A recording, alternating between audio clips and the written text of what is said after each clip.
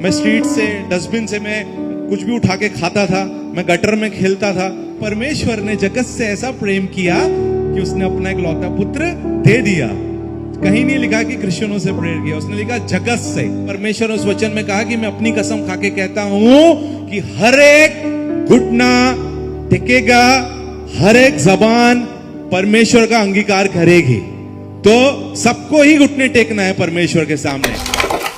आज हम आपको प्रभु यीशु मसीह के दास के जीवन की एक ऐसी अद्भुत गवाही सुनाने जा रहे हैं। जब आप उस गवाही को सुनोगे तो प्रभु यीशु मसीह सच में आपसे बातचीत करेंगे। उस गवाही ने ईसाई विरोधियों को पूरी तरीके से हिला दिया है, इसलिए आप सभी उस गवाही को पूरा जरूर सुने।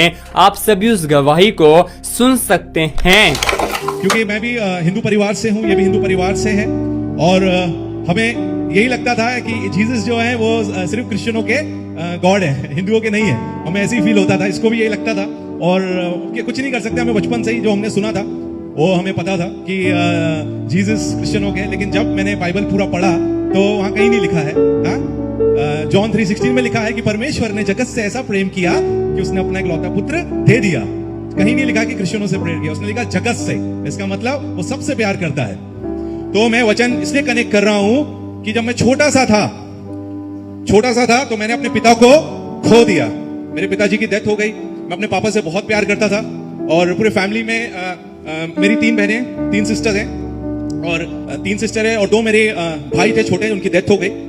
तो उसके बाद में हुआ, मेरे पापा मुझसे बहुत प्यार करते थे, वही मुझे नहलाते थे, वही मुझे अपने हाथों से खाना खिलाते थे, और वही मैं उनको ही पकड़ के सोता था।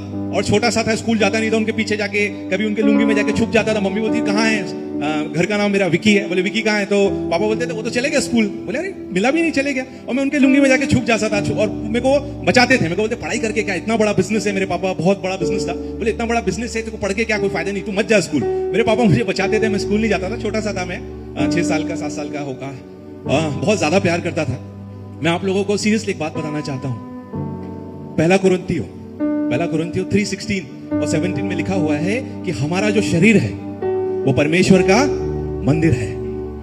मेरे पापा हिंदू फैमिली से थे, और अपने दोस्तों के साथ दारू पीना, सिगरेट पीना सब करते थे। ड्रिंक करना, सिगरेट पीना। और कुछ जब मैं छोटा 7 इयर्स का था तो उनको हार्ट अटैक आया और उनकी डेथ हो गई। तो मैं आपको इसलिए बताना चाहता हूं कि हम सबका शरीर प्रभु यीशु मसीह का, जीसस का मंदिर है। विश्वास करते हैं कि नहीं आप लोग? हमारा शरीर परमेश्वर का मंदिर है। मुझे दुख इस बात का होता है कि मेरे पापा जीसस को नहीं जान सके और वो चले गए। लेकिन आप लोग, यानी परमेश्वर आपसे कितना प्यार करता है कि आज आप जीसस के बारे में सब लोग जानते हैं। और मैं सच्ची में प्रशांत जी का और उनकी टीम का, बिग जे चैनल का भी थैंक यू बोलना चाहता हूं कि चैनल के द्वारा कितने लोग जीसस को जानेंगे और कितने लोग नर्क जाने से बचेंगे, सच को जानेंगे।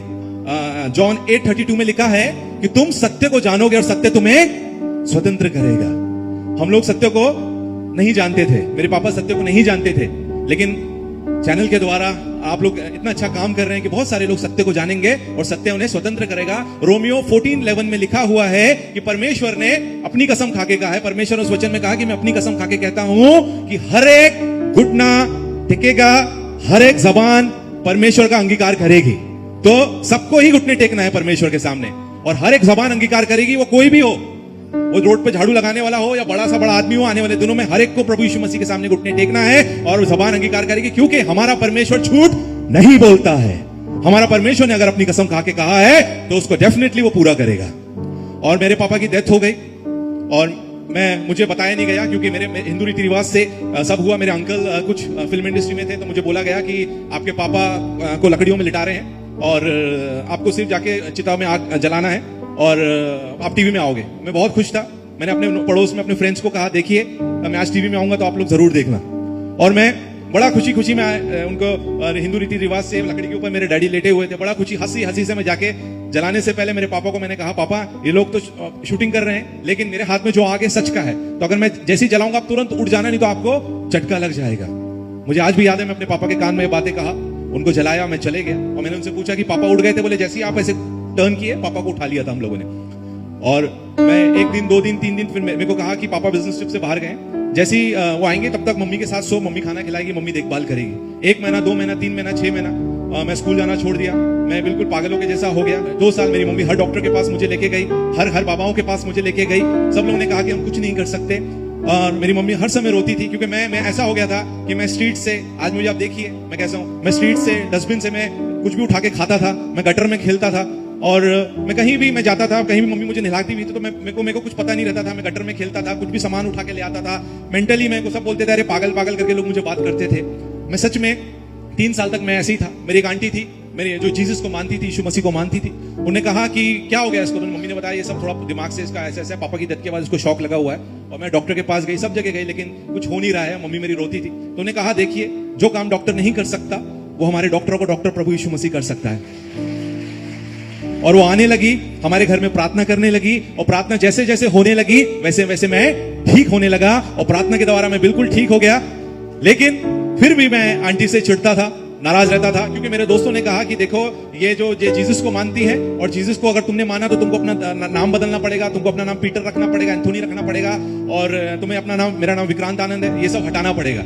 और मैं भागता था, मैं हर समय ऊपर वाले को ऐसे ऊपर दिखता था। मैंने बोला मैं यहाँ से जा रहा हूँ, आंटी मुझे नहीं मिलना चाहिए, क्योंकि मैं डरता था। जब भी मैं कहीं से भी जाता था, आंटी मुझे कहीं रोड पे मिलती थी, बोलती थी कि यीशु मसीह तुमसे प्यार करते हैं, जीसस लव्स यू। मैं बोलता था आंटी, भाग जाता था मैं, क्योंकि वो जब बोलती थी मुझे अच्छा लगता था, मैं उनकी बातें सुनता था। तो मैं बहुत परेशान था।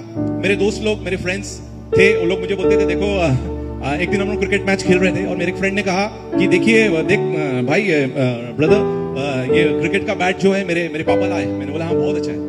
एक दोस्त आया, बोला देख नया वॉच मेरा है। मैंने बोला हाँ बहुत प्यारा है। बोले डैडी गिफ्ट किए। मैंने बोला बहुत अच्छा है। एक मुझे बोला कि ये दिख रहा है, ये उसके पास कोई टॉय था या बॉल पता नहीं क्या था, उसने बोले मेरे पापा मेरे लिए लेके आए। तो मैं सोचता था कि मैंने ऐसा क्या पाप किया है, मैंने ऐसा क्या गलत काम किया जिंदगी में कि गॉड ने मेरे पापा को उठा लिया है। उस दिन मैं अकेला गया, बैठ के ग्राउंड में खूब रोया। मैं आसमान को देखा, मैंने बोला देखिए मेरे को पता नहीं ऊपर कोई तो है जो ऐसा नल खोलता है, बारिश गिरता है, कंट्रोल करता है। मैं आपसे कहता हूं अगर सच में कोई तो ऊपर बैठा है, अगर सही में है, तो मेरे जो 3 दोस्त हैं जो मुझे जेलस फील कराते हैं, उनके पापा को भी आप मार दो। मैं ऐसा प्रेयर करता था ऊपर देख के, और बारिश का टाइम था, बादल ऐसा गरजा गड़गड़ करके, तो मुझे लगा कि मेरी प्रार्थना सुन ली गई है। और मैं बड़ा खुश हो गया कि कल का सूरज जो है मेरे फ्रेंड्स के पापा भी नहीं देखेंगे, वो लोग भी मर जाएंगे। और मैं अपने दोस्त के घर गया सुबह सुबह जल्दी से उठ के, और घर दरवाजा खटखटाया। मैंने बोला, उसने दरवाजा खोला, क्या हुआ? मैंने बोला पापा कहाँ हैं तेरे? उसने बोला पापा नहा रहे। तो मैंने बोला पापा चेक करके आओ। मैंने बोला क्या काम है? मैंने बोला तू चेक तो कर, उसके बाद बताऊंगा काम। क्योंकि मुझे पूरा विश्वास था कि मेरी प्रार्थना सुन ली, और मेरे दोस्त के पापा मर गए होंगे। वो गया, बोले बाथरूम में नहा रहे हैं। मैंने बोला खटखट कर, नॉक करके देख दरवाजा खोलते कि नहीं। और उसने खटखट किया, तो दरवाजा नहीं खोल रहे थे। मैं बहुत खुश हुआ, मैंने बोला थैंक यू। मैंने बोला कि मर गए इसके पापा, और मैं बड़ा खुश हुआ। और मेरे को बोला कि क्या काम है बता। मैंने बोला नहीं 3 बार 4 बार 5 बार खटखट किया, उसके पापा ने नहीं खोला। मैं बहुत खुश हुआ। थोड़ी देर के बाद दरवाजा खोले, उसके पापा नहा रहे थे, अंदर ब्रश वश कर रहे थे। मैंने बोला क्या परेशान कर रहा है तुम लोग, नहाने नहीं देता अच्छे से, क्या परेशान मत करो तुम, यहाँ से चलो, यहाँ से निकल जाओ, क्या है सब। तो मेरा दोस्त बोला कि क्या काम, तो सुबह सुबह पापा से डांट खिलवा दिया। मैंने बोला जिस काम से आया था वो तो हुआ नहीं, क्या बताऊंगा आपको मालूम है क्या काम था। मैं तो 4 10 के पापा मरे, लेकिन जिंदा थे, मेरा काम ही नहीं हुआ वो। उसके बाद दूसरे फ्रेंड के पास गया, उसके पापा ने दरवाजा खोल दिया। तीसरे के पास गया, उसके पापा भी थे। तो मैं सोचा कि लोग, इसका मतलब कोई गॉड है ही नहीं। अगर होता एक, कम से कम 1 विकेट तो गिरता, एक तो मरता आदमी, कोई भी नहीं मरा, इसका मतलब प्रार्थना कोई नहीं सुनता। और मैं अपने दोस्त था, मेरा एक बेस्ट फ्रेंड था, मैंने बोला मैं बहुत परेशान हूं यार, मैं सब मेरे को ऐसा ऐसा करते। मेरे दोस्त से शेयर किया, बोलते अरे तू सब छोड़, अपने गांव में, एमपी की बात बता रहा हूं, मध्य प्रदेश की, बोले अपने गांव में एमपी में चाय वाले बाबा हैं, जो उनकी झूठी चाय पी रहे हैं उनका लाइफ बदल जाता है, वो स्वर्ग चले जाते हैं, ऐसा लगता है पूछो मत। मैंने बोला क्या बात कर रहे हो, क्या नाम है? बोले उनका नाम है चाय वाले बाबा। चाय वाले बाबा। और मैं चले गया चाय पीने के लिए, लाइन में मैं लगा, मेरे पीछे 4-5 कुत्ते भी थे, और मेरा नंबर आया। बाबा ने बोला ये लीजिए चाय दिया मुझे, मेरे को पिया। बोले कैसा लग रहा है? बोला बाबा इसमें शक्कर ज्यादा है और कड़क चाय पत्ती भी ज्यादा है। तो बाबा गुस्सा हो गए। बाबा ने बोला कि बोला तुम्हारा कुछ नहीं हो सकता, तुम्हारा सत्यानाश हो जाए, तुम्हारा ये। मेरे को कोसने लगा।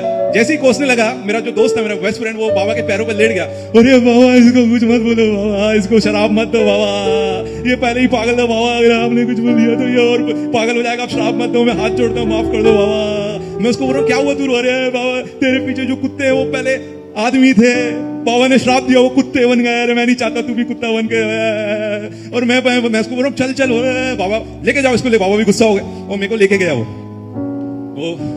उस दिन मुझे फिर मेरी आंटी मिली और उन्होंने कहा बेटा मैं चाहती हूँ कि तू प्रार्थना सभा में आ। मैं पीछे कोने में जाके प्रार्थना सभा में बैठ गया।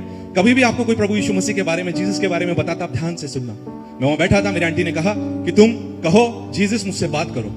और मैं वहां बैठा, मैंने बोला जीसस, आंटी फोर्स कर रही है आपसे बात करने के लिए। और मैं बताना चाहता हूं कि जीसस ने मुझसे बात नहीं किया, लेकिन जो वहां प्रचारक था उसके द्वारा जीसस ने मुझसे बात किया। वो प्रीचर ने कहा कि जो यहां पे बैठा है, परमेश्वर तुमसे कह रहा है कि आज से जीसस तुम्हारा पापा है।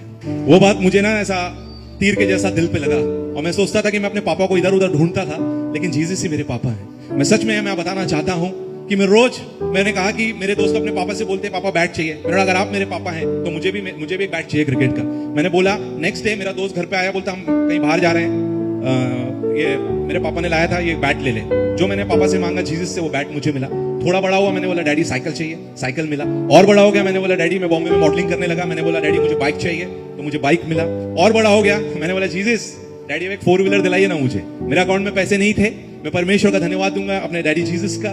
मेरे अकाउंट में 0 पैसा था, लेकिन परमेश्वर ने अच्छी सबसे महंगी कार मुझे गिफ्ट दिया, ब्रांड न्यू कार। और बड़ा हुआ, मैंने बोला डैडी मुझे एसयूवी कार चाहिए। और मेरा एक दोस्त बहुत पैसे वाला है, उसने बोला कि तेरे पास कार कौन सा है? मैंने बोला ये गाड़ी है मेरे पास। बोला कि ठीक है, एक काम कर, वो बड़ा गाड़ी रखा है, चल मैं तेरे को देना चाहता हूँ, गिफ्ट करता हूँ। मैं आपको कहना चाहता हूँ, नीति वचन में लिखा है